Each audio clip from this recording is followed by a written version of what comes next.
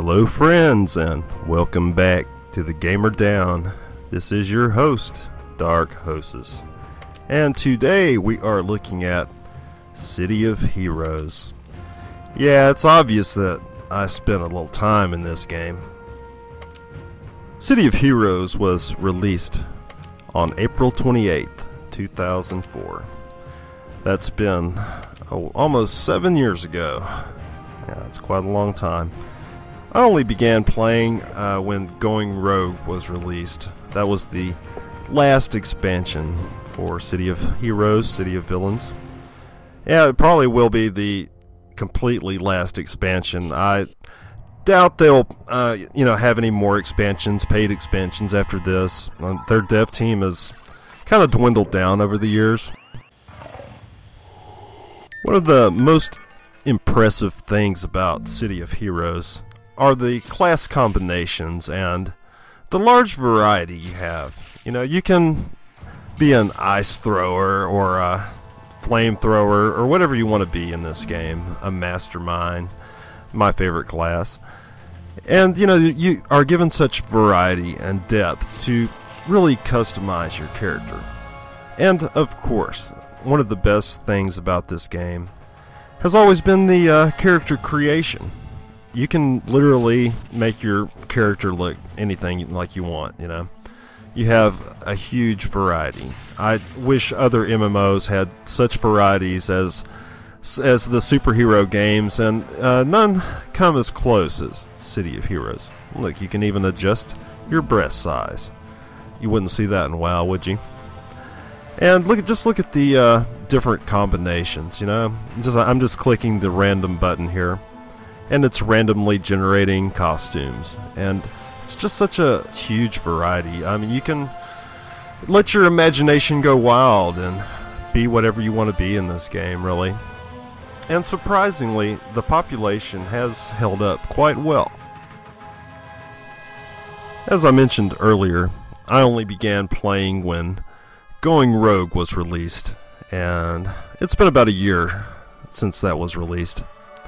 And they could have did a lot more with that expansion. Really, that was a go-bust expansion for them. They were hoping to reach out to a whole new generation of players, but it kind of backfired because they had a huge base of players that wanted to play City of Heroes, you know, but they wanted some in-game content.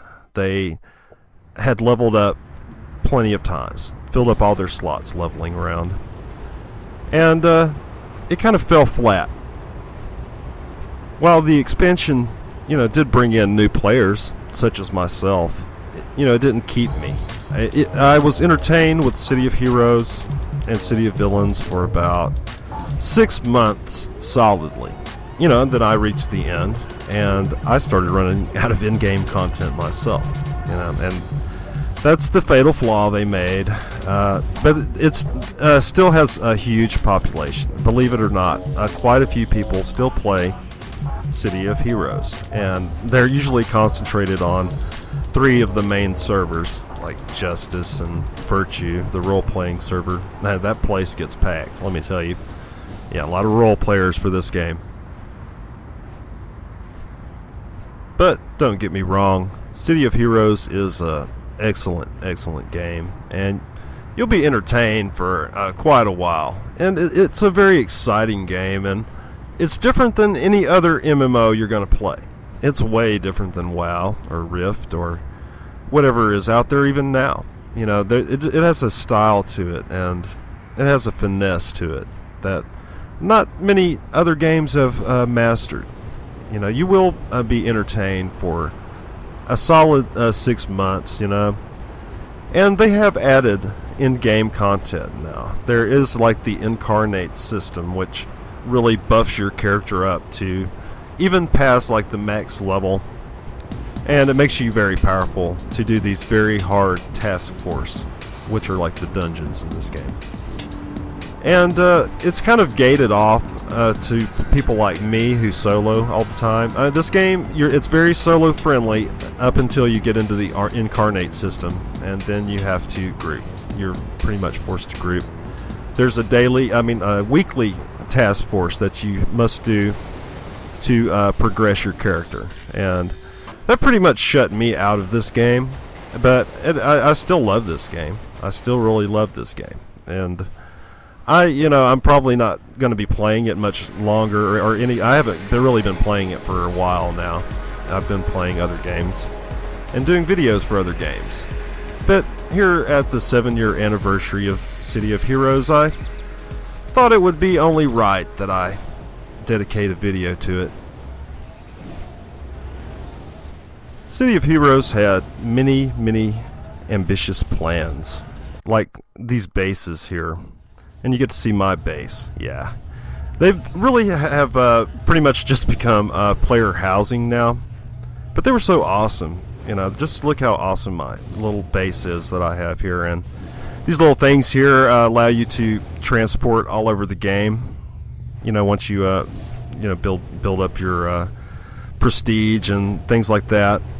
It took a while to build a base like this. It wasn't something that happened overnight, but it kept me entertained for quite a while. And they had such ambitious plans for bases, and it was a real shame that they never got around to doing what they planned. They had planned on doing like the villains versus heroes base raiding, like one guild would raid another base and you'd have all these defenses and there'd be these gigantic battles, but it ended up like people were exploiting the hell out of that, and they had to shut that off. And like I mentioned before, the dev team for City of Heroes has, they really dwindled down, and just this past year they've lost, just some of their key people. But they continue to push out content. They are continually releasing issues and updating the game. But just look at how much customability, right here. I mean, it's just off the charts what you can build. You can build really anything. I mean, you can build a castle, you can build a Chinese temple if you wanted to. They could have done so much, but it's player housing now. They don't have to worry about that. People just make a guild and build their own little house, and also guilds, they do work together, and they sometimes build these gigantic fortresses, which are pretty damn awesome. They even built bars, little social areas, which are very popular, on Saturday nights. I'm filming this on like a Tuesday, really early in the morning, and there's just not very many people around. And if you look down, like in this little cage arena, this is where you can have a little cage match with one of your friends. Yeah, pretty nice, pretty nice. The heroes and villains can meet in this location here. Pocket D is what it's called, and it's a little club. Yeah, pretty nice. It's a place where people hang out, and where that NCSoft holds contests. I actually won one in this place.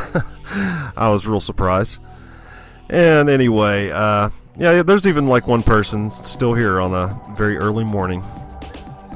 And, like I've talked about going rogue before, and you can now go there as your high-level character and do the achievements and things like that. And you get over there through this little portal here. But before I show you the brand new content, like with going rogue, I want to show you the villain side real fast. Oh yeah, I can't forget the villain side. In addition to like City of Heroes, there's City of Villains, which has also been out for quite a while.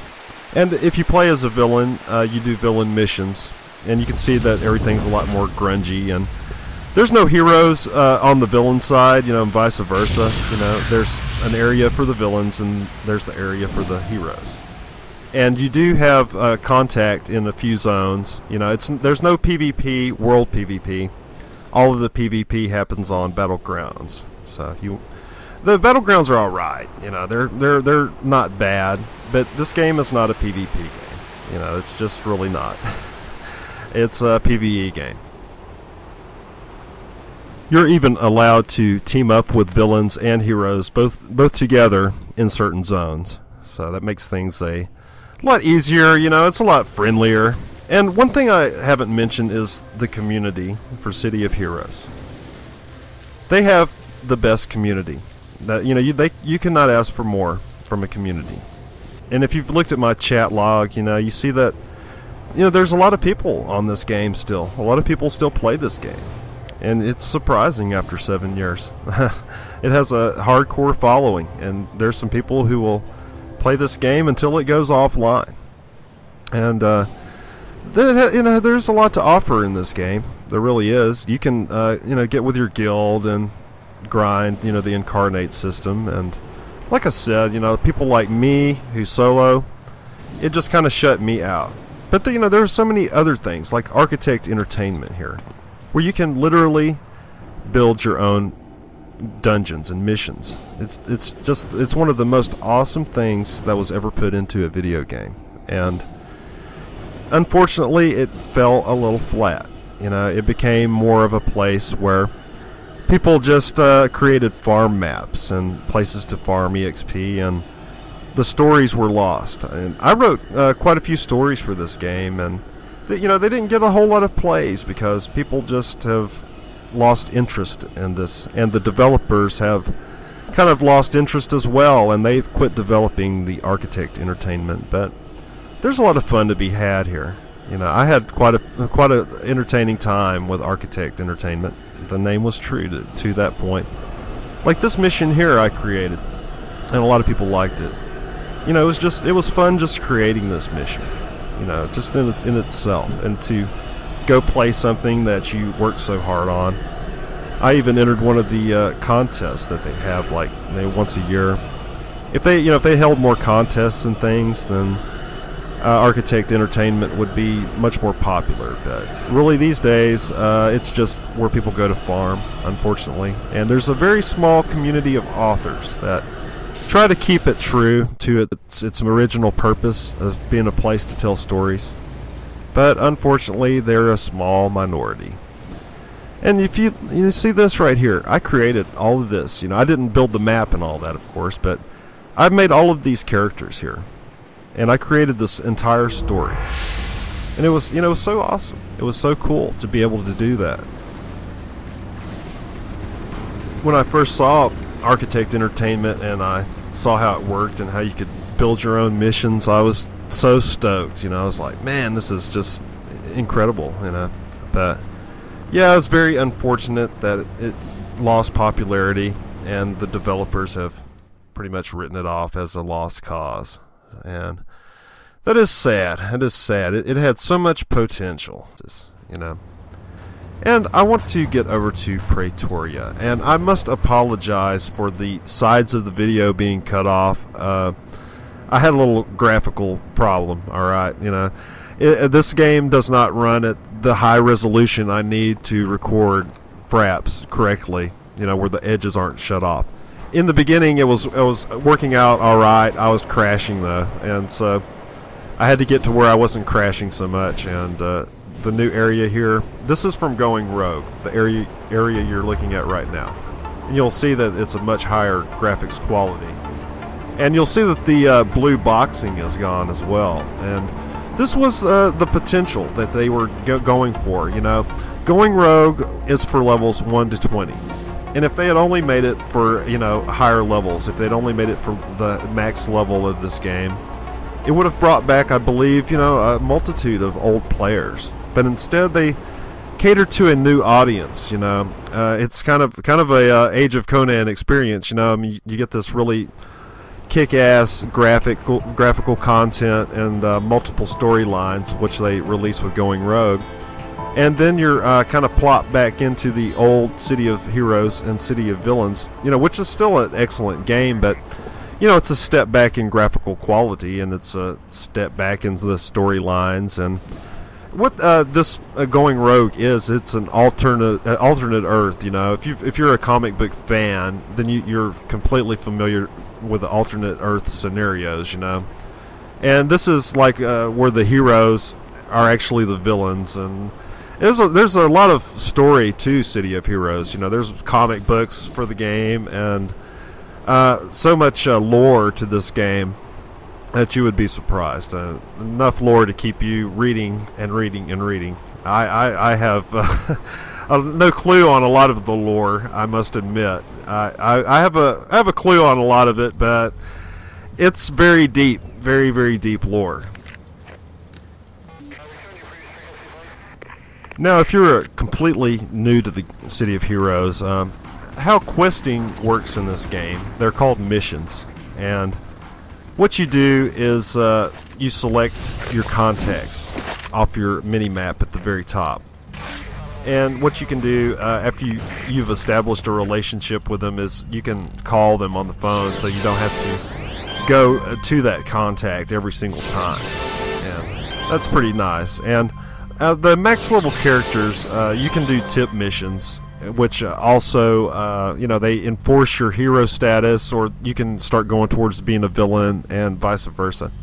And I wanted to look real quick at the incarnate system and see what I'm talking about.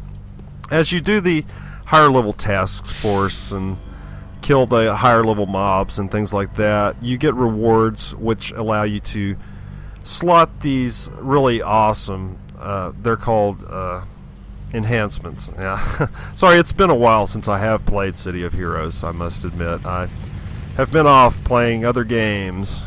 Yeah. But this is still a badass game. I must admit, this game will always be close to my heart. And anyway, like the incarnate system, when you're at max level, you can keep building and building your character up to an incredible, powerful level. You become the superhero you've always wanted, and can really steamroll things once you get to that point. And you see here I'm looking at the mission system, and you see I can call any of these contacts and do one of the missions from them. And yeah, they do start to repeat, of course. You know that they can't end up forever, you know, going on forever. And here's the tip system that I was talking about, which allows you to either maintain your hero status, and you get rewarded with merits, which allow you to buy like epic items as well. And yeah, it's pretty cool. You know, it's a lot like the WoW badge system. And you can see that once you accept your mission, that it lights up on your map right there and it's marked. And one cool thing about the tip system is that they're usually only a few hundred yards away. So it means that you can knock out quite a few at a time. You know, you can only do 5 a day, so it takes a while to build up.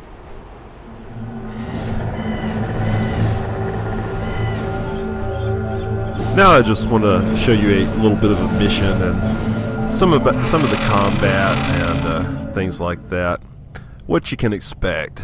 And you can change the difficulty of a mission by going to the field trainer, and what they'll do is you can decide what level you want the creatures to be, the mobs, and also like how many players you're equal to. I mean, you can make it so tough that you can't do it, pretty much. But there's also, you know, you can group with people, you know, during these missions. You know, you can do them either solo or you can do them on a task force. And then there's like the major task force, which you must have a full group of people to do. And yeah, you might see me clicking on a few of my buttons and things like that. I don't have all my macros set up anymore. I lost a few of my macros when I was screwing around with my character one day. And like I said, I haven't been playing City of Heroes for a while, but it's a damn good game, worth checking out and worth experiencing. And the combat, you know, is quite enjoyable. As a mastermind, mainly my pets do most of my work for me, and I do have pretty much all epic enhancements. That makes a lot of things like this quite trivial. And I don't have my field settings set up really high. They're just pretty much on normal right now. But I could make this lots tougher if I really felt like it. And you know, you get a few more benefits from doing such a thing. You get more incarnate shards to work on your incarnate enhancements. And you know, there's places around like this. You know, you can see how many people are around. The easiest way to meet people in City of Heroes is to join your server's channel, and each channel has its own personal, channel, but you can listen to each channel no matter what server you're on, which is kind of nice. You can be on one server like Virtue and listen to the Justice channel, the other server, and you can, server hop all you like. That's one very cool thing about City of Heroes. But once you join your server's channel, you'll see that there's task force and things going on 24 hours a day. And I know I keep calling super groups guilds, and they're not called guilds in this game. They're called super groups. And like I said, I've been playing other games and have too much of that terminology shoved in my brain right now. But yeah, it's all coming back. And here is one of the raiding zones I wanted to show you guys. This is the Richti War Zone. And what you do in this zone is you must take out all the pylons. And what that does is it gives you access to the mothership. And what's so awesome about raiding in City of Heroes is it's done on a pug basis, generally. Generally, somebody on the channel is like, hey, let's go get a raid going, and before long, it's on, That's what's really awesome about this game, too. Raids happen all the time. You can participate in them. It's no big deal. It's just unfortunate because to advance your incarnate system, you must do the weekly task force, which gives you a notice of the well, which you need to as a component for your major enhancements. And it sucks for solo players. You must do these very difficult task force, and I would do it. It's just I just hate really grinding the same content over and over, and that's just the way MMOs are these days. It's really the way that every MMO is built these days. You must continually grind. And over here at the Hive, this is like the other raiding, and it's basically the same deal. It's done on a pug basis. Sometimes servers will plan it out, like they'll have it on the channel notice or something like that, and it's real easy to get a raid together. That's what's pretty cool, and anybody can get a raid together. One thing I wanted to say is, if you are a group player, you're going to completely love this game, because there's so much to do for groups. You can do the incarnate system, and you're going to be busy. You're going to be real busy.